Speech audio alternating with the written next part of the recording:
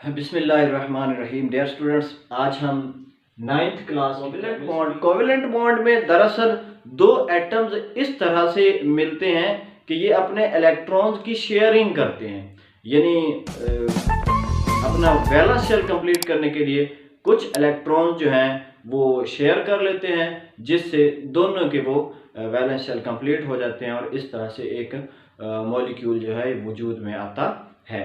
अब covalent bond में देखा जाए तो पीरियोडिक टेबल में जो ग्रुप नंबर 13 है और 13 to 17 ये वाले जो ग्रुप के एलिमेंट्स हैं ये आपस में कोवेलेंट बॉन्ड बनाते हैं, यानी कि ये इलेक्ट्रॉन्स की शेयरिंग करते हैं। तो कोवेलेंट बॉन्ड की डेफिनेशन ये है कि the bond formed due to mutual sharing of electrons. जो इलेक्ट्रॉन्स की शेयरिंग से वजूद में आता है वो होता है कोवेलेंट बॉन्ड। तो किस तरह से शेयर करते हैं?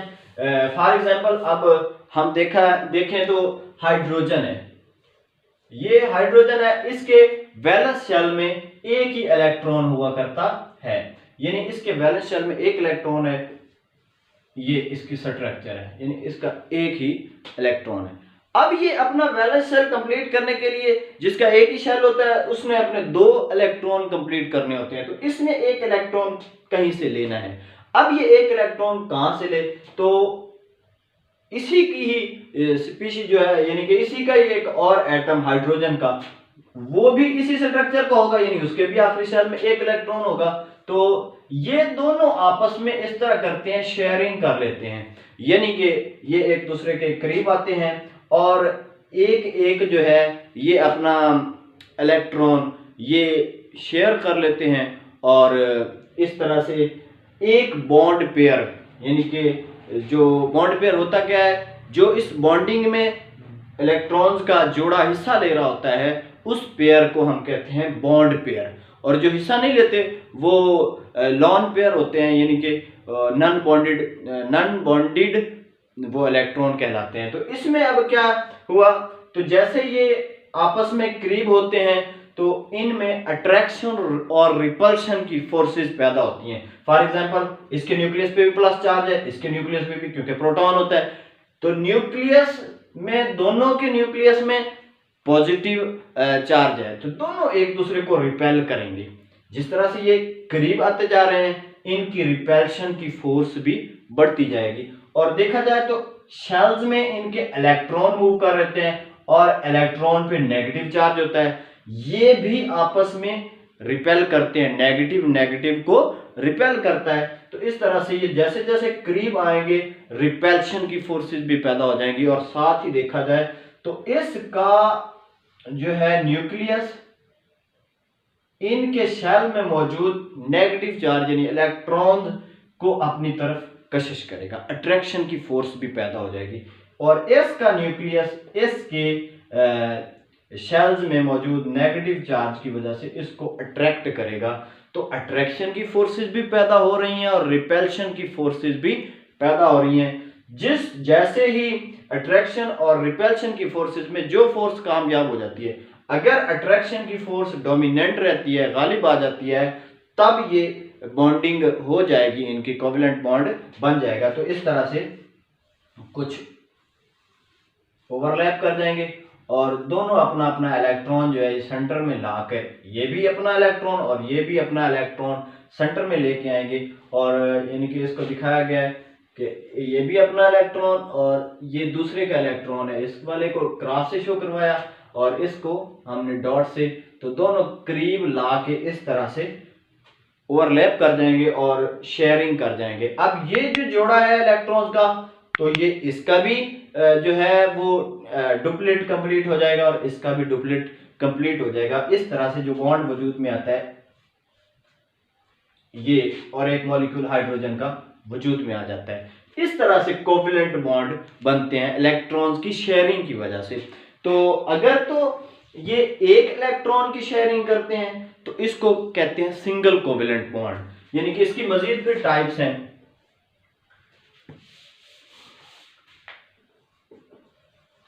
Single covalent bond, double covalent bond और तीसरी किस्म है इसकी ट्रिपल कोवेलेंट बॉन्ड। तो ये 3 किस्म के बॉन्ड बनते हैं।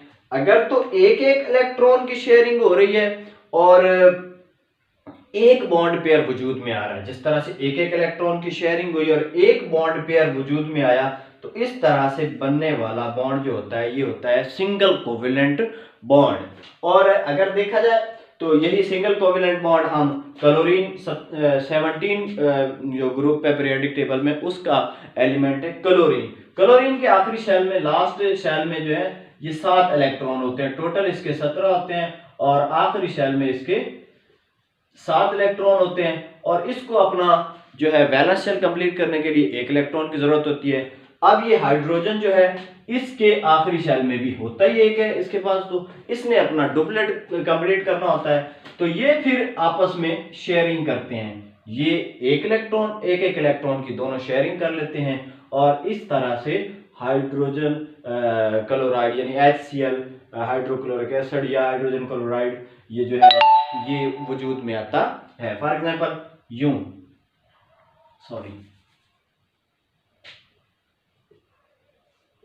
इस तरह हम शो करवा लेते हैं जी। तो ये एक एक की शेयरिंग हो रही है, इसके 7 इलेक्ट्रॉन है और इसका 1 इलेक्ट्रॉन है, एक इलेक्ट्रॉन की शेयरिंग कर लेते हैं। अब इसके 8 पूरे और इसका 2 पूरे, क्योंकि ये बॉन्ड पेयर इसका भी है और इसकी भी, दोनों की म्यूचुअल शेयरिंग है।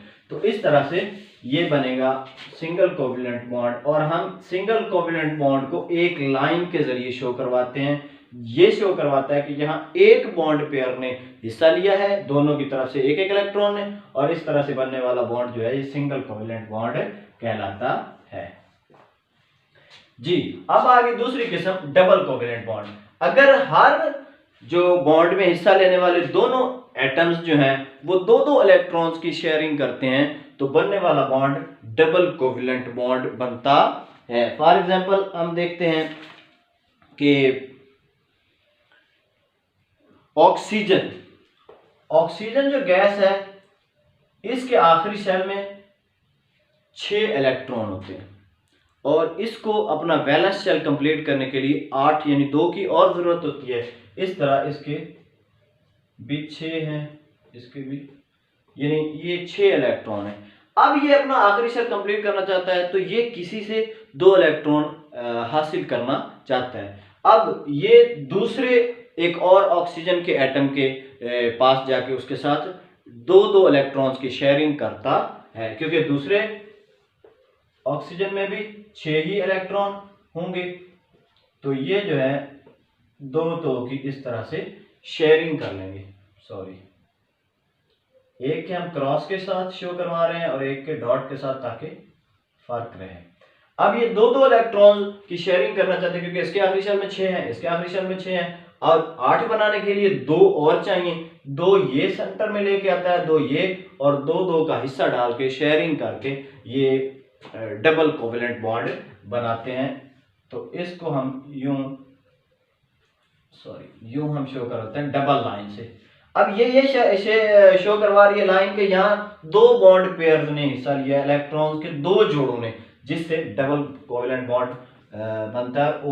O2 यानी मॉलिक्यूलर हालत में, ये मॉलिक्यूलर स्टेट में हमारे पास ऑक्सीजन हासिल होती है। इसी तरह ट्रिपल कोवेलेंट बॉन्ड जो है इस किस्म में 3 जो इलेक्ट्रॉन्स हैं, हर एटम 3 इलेक्ट्रॉन्स का हिस्सा डालता है, 3 बॉन्ड पेयर वजूद में आते हैं, 3-3, और इस तरह से जो है ये बॉन्ड बनता है। फॉर एग्जांपल हम अगर देखें तो नाइट्रोजन के वैलेंस शेल में 5 इलेक्ट्रॉन होते हैं और इसको अपना वैलेंस शेल मुकम्मल करने के लिए, ऑक्टेट कंप्लीट करने के लिए इसको 3 इलेक्ट्रॉन्स की जरूरत होती है। तो ये आपस में ही 3 की शेयरिंग कर लेते हैं। ये 5 इलेक्ट्रॉन इसके वैलेंस शेल में, एक और नाइट्रोजन है उसके वैलेंस शेल में भी 5 इलेक्ट्रॉन है। अब ये 3 की शेयरिंग कर लेते हैं। 3 इलेक्ट्रॉन ये डालता है, 3 इलेक्ट्रॉन ये, 3 की शेयरिंग करने से ये ट्रिपल कोवेलेंट बॉन्ड बनेगा इनके, यानी 3 बॉन्ड पेयर बने, एक पेयर, दूसरा पेयर और तीसरा पेयर।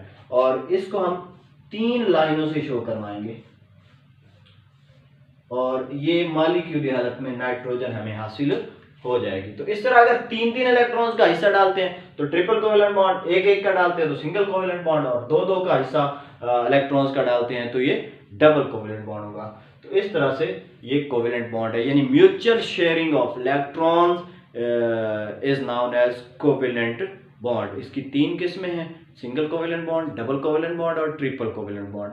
और इसकी सादा सी अगर एक इलेक्ट्रॉन की शेयरिंग होती है तो ये हो गया सिंगल कोवेलेंट बॉन्ड, 2-2 की तो डबल और 3 की ट्रिपल कोवेलेंट बॉन्ड। उम्मीद है आपको समझ आई होगी।